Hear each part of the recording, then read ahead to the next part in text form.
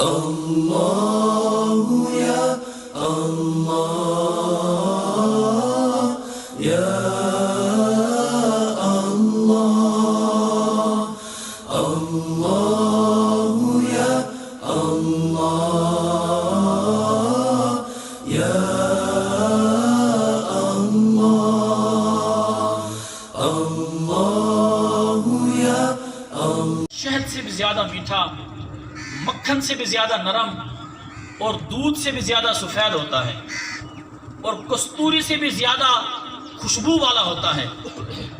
حضور کے پیارے صحابہ نے، پیارے غلاموں نے عرض کی، یا رسول اللہ صلی اللہ علیہ وآلہ وسلم، وہ پھل کھانا کس کو نصیب ہوگا؟ اب میرے آقا کریم علیہ الصلوۃ والتسلیم نے یہ نہیں فرمایا ذرا انتظار کرو، جبرائیل آئیں گے تو میں ان سے پوچھ کر پھر تمہیں بتاؤں گا۔ حضور نے یہ نہیں فرمایا۔ جیسا بھی حضور کے صحابہ جیسا بھی سوال کرتے تھے، جیسا بھی کلام کرتے تھے، میرے آقا فوراً جواب عطا فرماتے۔ جس درجے کا مرضی سوال ہوتا، جتنا مرضی مشکل سوال ہوتا، حضور فوراً حل فرماتے تھے۔ صحابہ کرام نے عرض کی، یا رسول اللہ صلی اللہ تعالی علیہ وآلہ وآصحابہ وبارک وسلم، وہ پھل کس کو کھانا نصیب ہوگا؟ حضور علیہ السلام نے ارشاد فرمایا، وہ پھل وہ بندہ کھائے گا جو دنیا میں مجھ محمد کی ذات پر کثرت سے درود و سلام پڑھے گا۔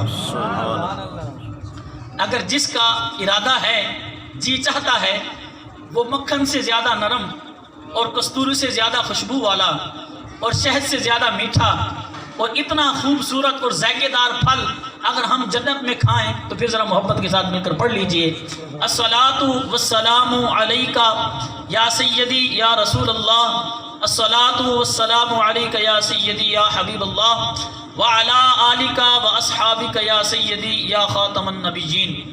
معزز سامعین، اصالہ ثواب کی محفل ہے۔ ہمارے بزرگ مرحوم محمد ارشاد صاحب، بھائی سجاد کے والد محترم، ان کی روح کو اصالہ ثواب پہنچانے کے لیے یہ محفل سجائی گئی۔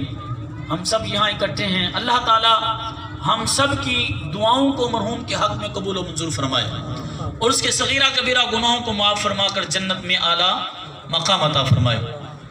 اللہ تعالی جل شانہ نے کائنات کے اندر سب سے عمدہ اور اعلیٰ اور احسن، معزز اور مکرم جو مخلوق بنائی ہے وہ انسان ہے۔ حضرت انسان سے بڑھ کر کوئی معتبر، کوئی معزز، کوئی مکرم، کوئی بامشرف، کوئی احسن مخلوق نہیں ہے۔ اور یہ پھر اس حضرت انسان کو انسانیت اور سیدھے راہ پر چلانے کے لیے اللہ تعالیٰ نے مختلف ادوار میں، مختلف زمانوں میں اللہ تعالیٰ نے مختلف انبیاء کرام کو مبعوث فرمایا، بھیجا۔ بالآخر تمہارے اور میرے پیارے نبی پاک صلی اللہ علیہ وسلم آخری نبی بن کر آئے اور انہوں نے آ کر اس حضرت انسان کو جہالت کے اندھیرے سے نکال کر اور ہدایت کی روشنی میں لا کھڑا کیا۔ آقا کریم علیہ الصلوۃ والتسلیم کا جب ظاہری وصال ہو گیا، حضور پردہ فرما گئے، اب نبوت کا دروازہ تو بند ہو گیا، کیونکہ میرے آقا خاتم النبیین ہیں، میرے آقا خاتم النبیین ہیں۔ اب حضور کے وصال فرمانے کے بعد نبی تو کسی نے نہیں آنا تھا، کسی نبی کی آمد کا کوئی انتظار نہیں ہے، کیونکہ میرے آقا نے جو فرما دیا، انا خاتم النبیین لا نبی بعدی، میرے بعد کوئی نبی نہیں، میں ہی آخری نبی ہوں۔ اب حضرت انسان یہ بھٹک سکتا ہے، یہ ہدایت کی راہوں سے ہٹ سکتا ہے۔ اب حضرت انسان کو کیسے جو ہے نا ہدایت پر لانے کے لیے کس کا سہارا لینا ہے، کس کو اللہ تعالیٰ جل شانہ نے معین فرمایا کہ حضرت انسان کو جو ہے نا ہدایت کی راہوں پر گامزن رکھے اور ہدایت کا راستہ دکھائے، ہدایت کے راستے پر چلنے کے لیے اس کی مدد کرے۔ اللہ تعالیٰ جل شانہ نے نبوت کا دروازہ تو بند فرما دیا، میرے آقا آخری نبی ہیں، لیکن میرے آقا کے بعد پردہ فرمانے کے بعد اب یہ جو ذمہ داری ہے حضور کے صحابہ کرام، جتنی دیر حضور کے صحابہ ظاہری حیات میں رہے یہ ان کی ذمہ داری تھی، حضور کے اہل بیت اطہار رضی اللہ تعالیٰ عنہ ان کی ذمہ داری تھی، اور ساتھ ہی اب یہ ذمہ داری آ گئی اللہ تعالیٰ جل شانہ کے اولیاء کی، ولیوں کی اور علماء کی۔ علماء جو ہے یہ حضور کی امت کا ظاہر سنوارتے ہیں، اور جو اولیاء ہیں یہ حضور کی امت کا باطن سنوارتے ہیں۔ باطن کہتے ہیں اندر کو، وہ باطن سنوارتے ہیں۔ اللہ تعالیٰ جل شانہ نے اولیاء کی شان مختلف طریقوں سے قرآن مجید میں بیان فرمائی، اور آقا کریم علیہ الصلوۃ والتسلیم نے احادیث میں بیان فرمائی۔ ہم میں سے جتنے لوگ بھی بیٹھے ہیں ہمارا ایک ذہن ہے، ایک سوچ ہے کہ ہم علاقے کا جو ذمہ دار ہے، علاقے کا جو بڑا مالدار بندہ ہے، صاحب حیثیت ہے، ہماری ایک کوشش ہے ہم اس کی نظروں میں معزز بن جائیں، عزت والے بن جائیں، معزز سمجھے جائیں، اور جو ہمارے علاقے کا سردار ہے، صاحب حیثیت ہے، چیئرمین ہے، اس کی ایک کوشش ہے کہ میں M P A M N A کی نظروں میں معزز سمجھا جاؤں۔ M P A M N A کی ایک کوشش ہے، ایک سوچ ہے کہ میں وزیر اعلیٰ کی نظروں میں ذرا معزز سمجھا جاؤں، اور وزیر اعلیٰ کی کوشش ہے کہ میں وزیر اعظم کی نظروں میں معزز سمجھا جاؤں۔ لیکن اگر وزیر اعظم کی نظروں میں معزز بندہ سمجھا جائے گا تو وزیر اعظم کی سوچ کے مطابق پورا اترے گا تو معزز سمجھا جائے گا۔ وزیر اعلیٰ کی سوچ کے مطابق بندہ پورا اس وقت اترے گا جب وزیر اعلیٰ کی سوچ کے مطابق، اس کے معیار کے مطابق پورا اترے گا۔ M P M N A کی سوچ کے مطابق بندہ پورا اس وقت اترے گا جب اس کی سوچ کے مطابق کام کرے گا، معیار بنائے گا، پھر اس کی سوچ کے مطابق پورا اترے گا۔ یہ اعلیٰ ہے یا داتا علی حجویری کے قدموں میں پہنچ کر معزز بننا، یہ اعلیٰ ہے؟ ایم پی ایم این اے کے قدموں میں یا اس کی نظروں میں پہنچ کر معزز و مکرم بننا یہ اعلیٰ ہے؟ یا مہر علی شاہ کے قدموں میں پہنچ کر یہ اعلیٰ ہے؟ وزیر اعلیٰ کے نظروں میں، اس کے قدموں میں پہنچ کر یہ معزز و مکرم بننا یہ معیار، یہ اعلیٰ ہے؟ یا مولا علی کے قدموں میں پہنچ کر ان کی نظروں میں معزز بننا یہ اعلیٰ ہے؟ وزیر اعلیٰ کی نظروں میں معزز بننا اعلیٰ ہے یا سیدنا ابو بکر صدیق رضی اللہ تعالیٰ عنہ کی نظروں میں اعلیٰ، یہ اعلیٰ ہے؟ اسی طرح وزیر اعظم کی نظروں میں معزز اعلیٰ ہے، مکرم بننا اعلیٰ ہے، یا مصطفیٰ جان رحمت اور خدا کی نظروں میں معزز بننا اعلیٰ ہے؟ یا الہ العالمین، ہم وزیر اعظم کی سوچ کے مطابق معیار بنائیں، پورے اتریں تو پھر معزز بنیں گے اس کی نظروں میں، وزیر اعلیٰ کی سوچ کے مطابق معیار بنائیں تو پھر اس کی نظروں میں معزز بنیں گے۔ یا الہ العالمین، ان کی سوچ کے مطابق، ان کے معیار کے مطابق ہم اپنے آپ کو لے آئیں، کھانا پینا بھی ویسا ہو، گھر بھی ویسا ہو، لباس بھی ویسا ہو، ہر طرح ان کی سوچ کے مطابق ہر چیز، ہر کام کریں، پھر ان کے معیار تک پہنچیں گے، ان کی نظروں میں معزز بنیں گے۔ یا الہ العالمین، ذرا تو بتا، تیری نظروں میں، تیرے محبوب کی نظروں میں معزز بندہ کب بنتا ہے؟ عزت تو در حقیقت وہی ہے نا جو سرکار کی نظروں میں ہو، عزت تو در حقیقت وہی ہے جو رب کی نظروں میں ہو، اور عزت والا وہی ہوتا ہے جس کو رب عزت والا کہے، عزت والا وہی ہوتا ہے جس کو آمنہ کا لال عزت والا کہے۔ حدیث پاک کا مفہوم ہے، میرے آقا کریم علیہ السلام نے ارشاد فرمایا، پوری دنیا والے، پوری کائنات والے ایک شخص کو دھتکار دیں، منہ نہ لگائیں، اور وہ رب کی نظروں میں بھی، رب کے رسول کی نظروں میں بھی عزت والا ہے، حقیقت عزت والا وہی ہے جسے سارے عزت والے کہیں، سارے عزت کی نگاہوں سے دیکھیں، اور وہ رب کی نظروں میں بھی رد ہے، رب کے رسول کی نظروں میں بھی رد ہے، اس کا کوئی مقام، کوئی حیثیت نہیں ہے۔ رب کے رسول نے ارشاد فرمایا وہ عزت والا نہیں ہے۔ اچھا، اللہ تعالیٰ جل شانہ نے اپنی مقدس بارگاہ میں مکرم، معزز، معتبر بننے کا جو معیار دیا ہے وہ معیار قرآن مجید میں دیا، فرمایا اِنَّ أَكْرَمَكُمْ عِندَ اللَّهِ أَتْقَاكُمْ، اے میرے بندے، اگر وزیر اعظم کی نظروں میں تو مؤسس والا بنتا ہے تو تجھے اس کے معیار کے مطابق پورا کرنا پڑے گا. اگر مجھ رب اور رسول کی نظروں میں عزت والا عزت چاہتا ہے، مکرم بننا چاہتا ہے، معزز بننا چاہتا ہے، ان اکرمکم عند اللہ اتقاکم، میری نظروں میں کوئی پیسے والا عزت والا نہیں ہے، کہ کوٹھی بنگلے والا عزت والا نہیں ہے، گاڑی والا عزت والا نہیں ہے، یا بڑے عہدے والا عزت والا نہیں ہے. میری نظروں میں اگر عزت ہے کسی کی، وہ ہے جو متقی ہے، جو پرہیزگار ہے، جس کا تعلق قرآن سے ہے، شریعت سے ہے، دین سے ہے، وہ عزت والا ہے، نہ کہ مال و دولت والا عزت والا ہے.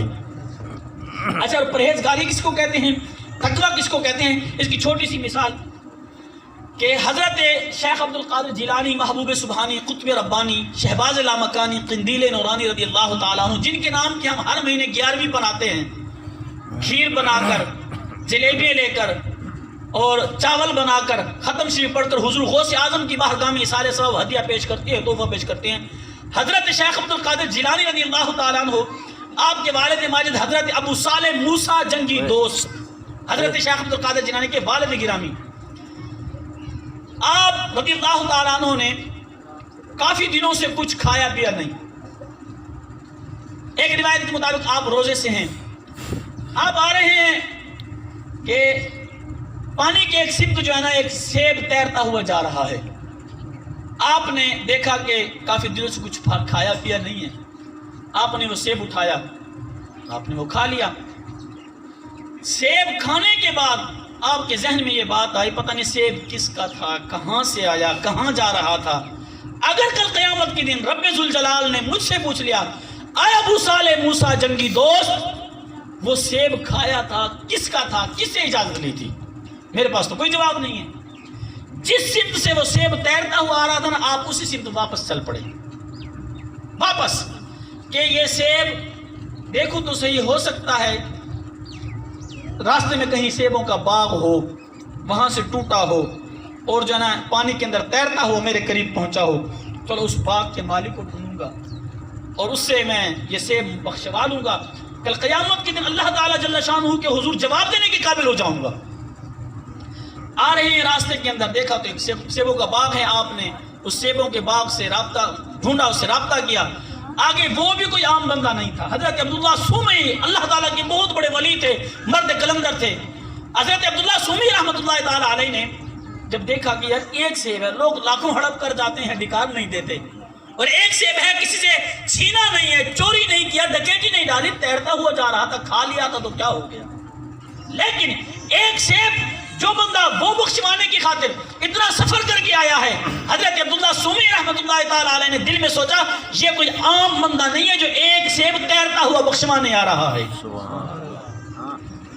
اچھا، حضرت عبداللہ سومی رحمۃ اللہ تعالیٰ نے آگے سے جواب دیا کہ سیب تو معاف کر دوں گا، لیکن تھوڑی سی شرط ہے کہ 12 سال اس باغ کی رکھوالی کرنی پڑے گی. آپ تھوڑا سا سکتے میں آئے، سوچنے کے بعد فرمایا کہ چلو 12 سال تو گزر ہی جائیں گے، لیکن کل قیامت اللہ کے حضور جواب دینے کے قابل تو ہو جاؤں گا. زندگی پوری گزر جائے گی لیکن رب کے جواب دینے کے قابل ہو جاؤں گا. 12 سال اس باغ کی رکھوالی کی. اچھا، اسی دوران ایک واقعے کی روایت یوں بھی ملتی ہے، اسی دوران حضرت عبداللہ سومی رحمۃ اللہ تعالیٰ علیہ کے کچھ جو ہے نا مہمان آئے اور آپ نے ارشاد فرمایا کہ وہ باغ میں سے کچھ سیب توڑ کر لے آؤ. اچھا، جب سیب آ گئے نا ٹوٹ کر مہمانوں کے سامنے رکھے، حضرت عبداللہ سومی نے بھی کھائے تو سیبوں کا ذائقہ کچھ عجیب تھا، یعنی جیسے سیب پک جاتا ہے مکمل طور پر، وہ ویسا نہیں تھا. حضرت عبداللہ سومی نے ارشاد فرمایا کہ اتنا عرصہ ہو گیا تمہیں باغ کی رکھوالی کرتے ہوئے، تم نے دیکھا نہیں کہ سیبوں کا ذائقہ کیسا ہے، پھل کیسے پک رہا ہے، ان کو کیا دینا ہے، کیا نہیں دینا، کس طرح ان کی رکھوالی کرنی ہے. حضرت ابو صالح موسیٰ جنگی دوست رحمۃ اللہ تعالیٰ نے جواب دیا، حضرت پہلے ایک کھایا تو وہی تو بخشوا لوں، پہلے اور کیسے چیک کرتا پھروں میں، اگر اور چیک کر لیتا پھر تو اور بھی بخشوانا مشکل ہو جاتا میرے لیے، پہلے جو کھایا ہے وہ تو بخشوا لوں نا میں. 12 سال کا عرصہ بیت گیا. 12 سال کے بعد عرض کی حضور میری مدت پوری ہو گئی ہے، میں نے اپنی سزا کاٹ لی ہے، اب سے تو بخشوا دیجئے. کہاں ایک شرط اور ہے، میری ایک بیٹی ہے جو کی مزار کا جو مین گیٹ ہے باہر والا، یہ شعر لکھا ہوا ہے، گنج بخش فیض عالم مظہر نور خدا، گنج بخش فیض عالم مظہر نور خدا، ناقصاراں پیر کامل کاملارا رہنما۔ مقصد یہ ہے کہ داتا علی حجویری کوئی عام بندہ نہیں ہے، یہ وہ شخص ہے، یہ اللہ کا وہ برگزیدہ بندہ ہے، یہ ناقصوں کے لیے کامل پیر ہے اور کاملوں کا بھی رہنما ہے۔ اچھا وہاں سے اب داتا علی حجویری کا فیض لے کر خواجہ معین الدین چشتی اجمیری کہاں جاتے ہیں؟ ہندوستان میں۔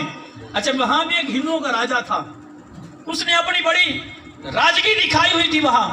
اچھا اس نے بڑے بڑے جو ہے جتن کیے۔ اچھا جہاں ساتھ دینے والے ہوتے ہیں، جہاں انسان کو، اللہ والوں کو، اللہ کے نیک بندوں کو ہیلپ کرنے والے ہوتے ہیں، ان کے ساتھ تعاون کرنے والے ہوتے ہیں، وہاں ان کو ستانے والے بھی ہوتے ہیں۔ یہ معاملہ شروع سے چلا آ رہا ہے، حضور کے دور میں دیکھ لیجئے، گزشتہ انبیاء کے دور میں دیکھ لیجئے، ایسے ایسے ظالم لوگ بھی آئے جنہوں نے نبیوں کے سر پر آرا رکھ کے نبیوں کو چیر دیا درمیان سے۔ محبت کرنے والے ہوتے ہیں، وہاں حسد کرنے والے بھی ہوتے ہیں۔ جب خواجہ معین الدین چشتی اجمیری رضی اللہ عنہ ہندوستان پہنچتے ہیں اور راجہ جو تھا اس نے بڑے بڑے جتن کیے، انا ساگر ایک تالاب تھا، پانی بند کر دیا، اس کے علاوہ لوگوں پر پابندی لگا دی، دائرہ اس نے ارد گرد لگوا دیا، اس دائرے میں کوئی نہیں آئے گا۔ خواجہ معین الدین چشتی اجمیری رضی اللہ تعالیٰ عنہ نے جب یہ منظر دیکھا، آپ رضی اللہ تعالیٰ عنہ، اللہ والے پھر زبان سے اتنا کچھ نہیں بولتے، جو ان کی سوچ میں ہوتا ہے، جو دل میں ہوتا ہے، وہ رب تعالیٰ ان کی سوچ کے مطابق خود ہی پورا فرما دیتا ہے۔ اقبال فرماتے ہیں خود ہی کو کر بلند اتنا، ہر تقدیر سے پہلے خدا بندے سے خود پوچھے بتا تیری رضا کیا ہے۔ حضرت خواجہ معین الدین چشتی اجمیری رضی اللہ تعالیٰ عنہ کے ساتھ اس نے بڑے بڑے واقعات، بڑے بڑے جتن کیے، بالآخر اس نے اپنے وزیروں مشیروں سے میٹنگ کی کہ اس اللہ والے کو یہاں سے کیسے بھگایا جائے، کیسے تنگ کیا جائے، کیسے ستایا جائے، یہ یہاں سے پنسر ہو کر ہندوستان چھوڑ کر چلا جائے۔ وزیر و مشیروں نے مشورہ دیا، کسی نے کیا، کسی نے کیا، کسی نے کہا۔ ایک وزیر نے کہا کہ بادشاہ اے راجہ صاحب، میری ایک خوبصورت بیٹی ہے جس کے رشتے کے لیے ہندوستان کے بڑے بڑے شہزادے آئے ہیں، لیکن میں نے کسی کو رشتہ نہیں دیا۔ وہ اتنی حسن کی ملکہ ہے، بڑی شہزادی ہے اور بڑا حسن ہے اس کا، اس میری لڑکی کو بنا سنوار کے، اس کا میک اپ کرا کے اس کو خواجہ معین الدین چشتی اجمیری کے کمرے میں بھیج دیں گے، اور خواجہ معین الدین چشتی اجمیری جب آنکھ بھر کے اس میری بیٹی کو دیکھے گا اس کا خود کا ایمان ضائع ہو جائے گا، ایمان ختم ہو جائے گا۔ جب خود کا ایمان ختم ہو جائے گا دوسروں کی ایمان کی حفاظت کیسے کرے گا، دوسروں تک کلمہ کیسے پہنچائے گا، ایمان کیسے ان کو یہ اللہ کی طرف سے یہ ہدایت کے راستے پر کیسے چلائے گا۔ پلان کے مطابق، میٹنگ کے مطابق وزیر نے اپنی بیٹی کو لگنی ہے، زبان سے گونگی ہے، اس سے نکاح کرنا ہوگا۔ حضرت عبداللہ سومی رحمۃ اللہ علیہ جب یہ ارشاد فرمایا، سکتے میں آئے، کہا چلو زندگی تو بیت ہی جائے گی، زندگی تو گزر جائے گی نا، لیکن رب کے حضور جواب دینے کے قابل تو ہو جاؤں گا۔ زندگی گزارنی تھی لیکن آپ نے جواب دیا مجھے منظور ہے۔ پہلی رات جب نکاح ہوا آپ کمرے میں داخل ہوتے ہیں، آگے تو حسن کی ملکہ شہزادی موجود ہیں، آنکھیں بھی سلامت ہیں، کان بھی سلامت ہیں، پاؤں بھی سلامت ہیں، ہاتھ بھی سلامت ہیں۔ حضرت ابو صالح موسیٰ جنگی دوست حضرت غوث اعظم کے والد گرامی رضی اللہ تعالیٰ عنہ، آپ جنا جیسے کمرے میں داخل ہوتے ہیں، حسن کی ملکہ ہے، جو عیب حضرت عبداللہ سومی نے بتائے تھے وہ تو ایک بھی نہیں تھا، آنکھیں بھی سلامت ہے، ہاتھ بھی، پاؤں بھی، کان بھی سلامت ہے۔ بڑے متعجب ہوئے، ساری رات باہر بیٹھ رہے۔ حضرت عبداللہ سومی صبح آئے، کہا تم کیوں باہر بیٹھے ہو؟ کہا حضرت اندر تو کوئی اور لڑکی ہے، جو آپ نے شرائط بتائی تھی وہ تو ایک بھی نہیں پائی جاتی، آنکھیں بھی سلامت ہے، سب کچھ سلامت ہے۔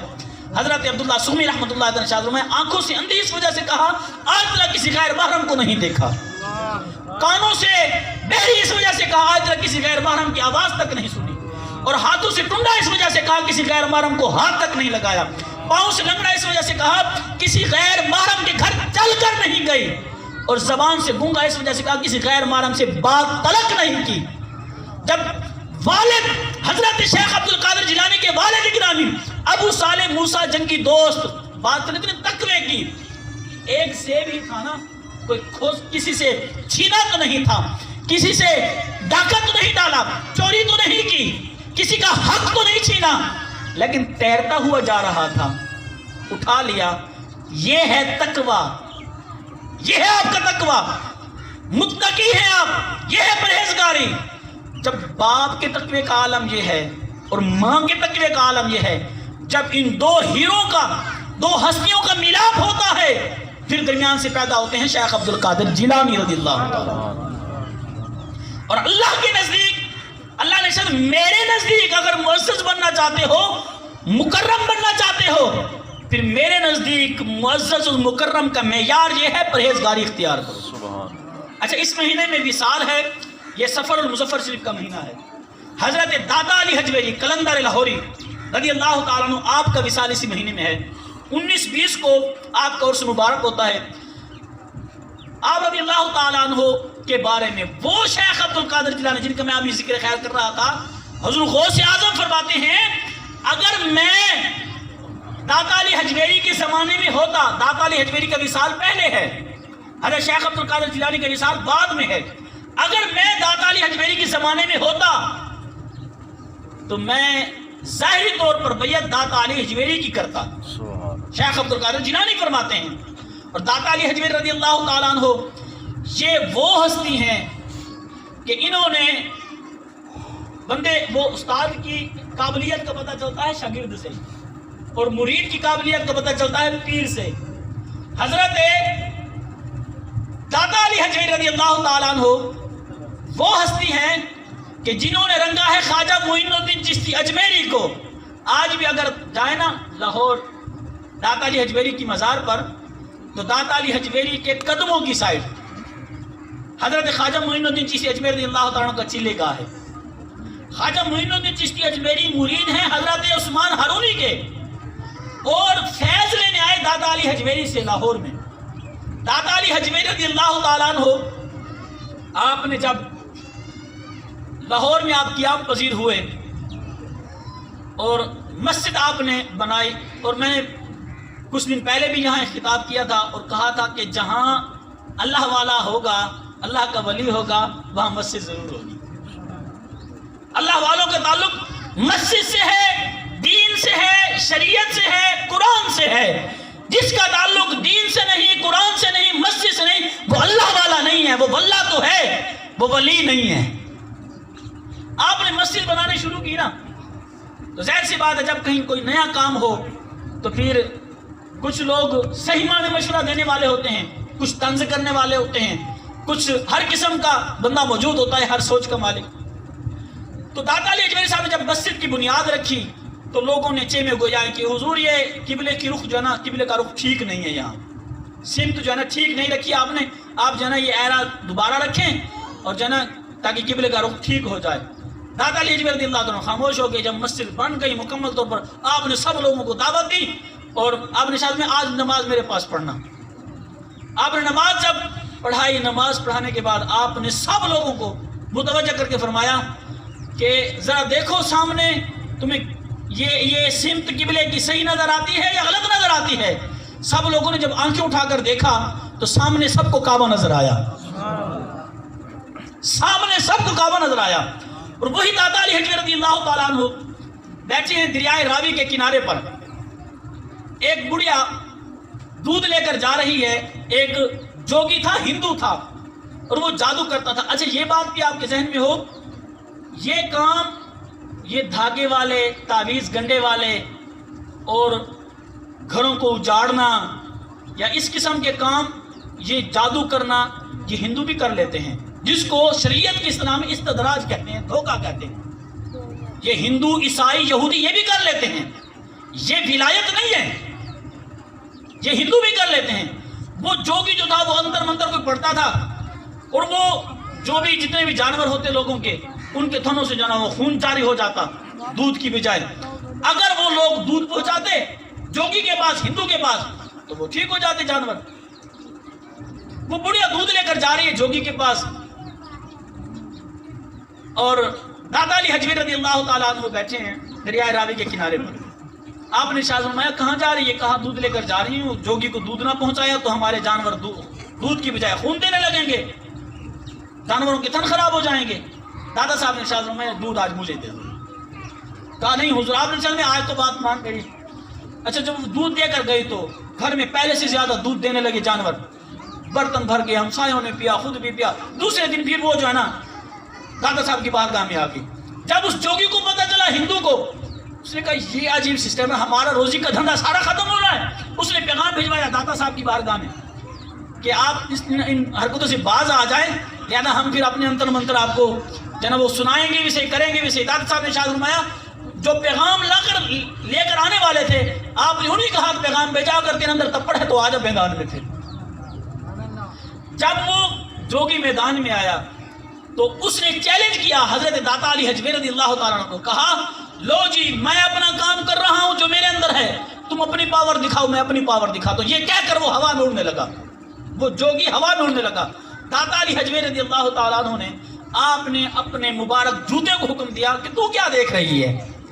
وہ جوتا اڑا اور اس جوگی کے گدی میں جا کر لگا اور مارتے مارتے اس کو زمین پر نیچے لے کے آئے. وہ بھی آپ کے قدموں میں گرا، اس نے اسلام قبول کیا، حضور کا کلمہ پڑھ لیا اس نے. اچھا یہی داتا علی حجویری، میں نے پہلے عرض کی نا، اگر استاد کی قابلیت دیکھنی ہو تو شاگرد کو سنو، شاگرد کی قابلیت دیکھو، پتہ چلے گا کہ استاد کتنا قابل ہے. اگر مرید کی قابلیت دیکھنی ہو تو استاد، پیر کی قابلیت دیکھنی ہو تو مرید دکھائے گا کہ پیر کتنا قابل ہے.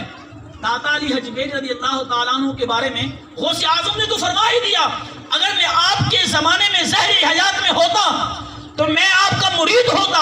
شیخ عبد القادر جیلانی فرما رہے ہیں انہی کی بارگاہ میں خواجہ معین الدین چشتی اجمیری، جنہوں نے 40 دن لگائے.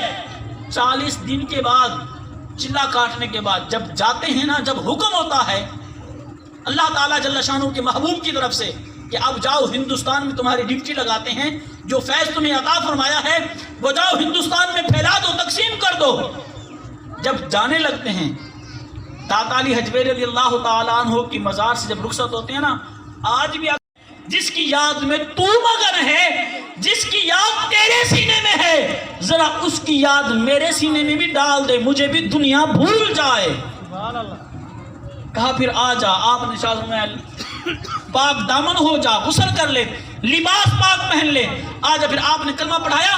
اور مورخین لکھتے ہیں جب وہ لڑکی باہر آئی نا، جتنے لوگ باہر ڈنڈے لے کر کھڑے تھے خواجہ صاحب کو مارنے کے لیے، وہ جتنے لوگ بھی باہر کھڑے تھے، جب وہ لڑکی باہر آتی ہے، جس نے اس لڑکی کو دیکھا اس نے بھی کلمہ پڑھنا شروع کر دیا. یہ فیض کس کا تھا؟ حضرت داتا علی حجویری رضی اللہ تعالیٰ عنہ. اور بزرگ فرماتے ہیں اللہ کا ولی جب زندہ ہوتا ہے، زہری حیات میں ہوتا ہے، یوں سمجھیے کہ جیسے تلوار نیام کے اندر ہے، جب مزار میں چلا جائے تو پھر ایسے سمجھیے کہ تلوار نیام سے باہر آ گئے، فیض بڑھ جاتا ہے. آج کچھ لوگ یہ اعتراض کرتے ہیں کہ اللہ والے کچھ نہیں دے سکتے، اللہ والے مر کر مٹی میں مل گئے.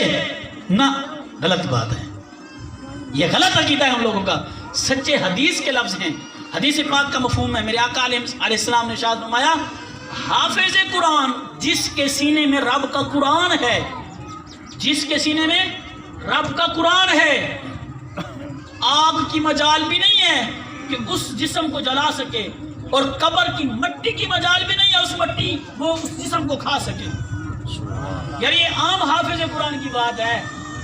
اور جنہوں نے ساری زندگی رب رسول کے نامے لگا دی ہو، جنہوں نے پوری زندگی رب کے محبوب کی غلامی میں گزاری ہو، پھر قبر کی مٹی کی کیا مجال ہے ان کو کھا جائے.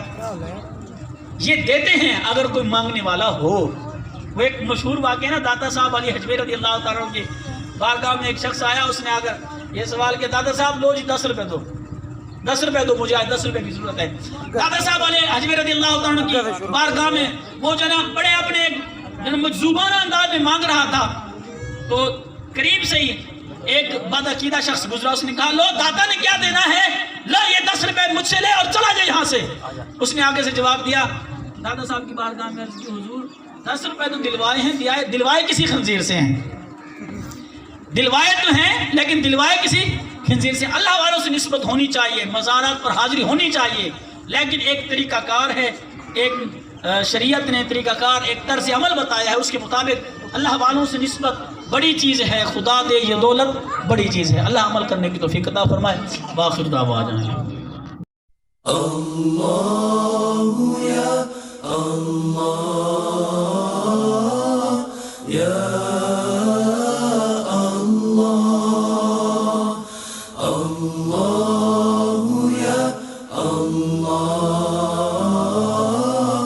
يا الله